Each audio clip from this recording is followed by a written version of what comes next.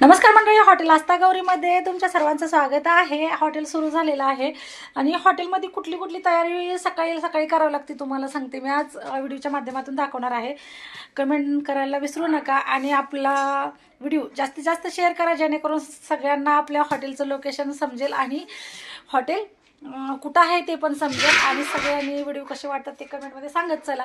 इकडं तंदूर पेटलेला आहे, आलेला आहे, पाहू शकता। झाकून ठेवावं लागतं कारण रोट्या मारायला वेळ लागतो, त्यावेळेस गरम राहायला पाहिजे।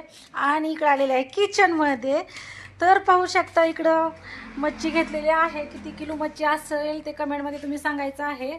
आणि इकडं 10 किलो चिकन शिजत आहे, तिकडं मटण शिजत आहे। आता ही मच्छीला मसाला लावून घेणार आहे आणि मी इकडं तेल ठेवलेलं आहे कढईमध्ये ओतून।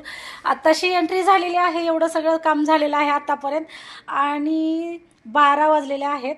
यावंच लागते हॉटेल आस्था गौरी।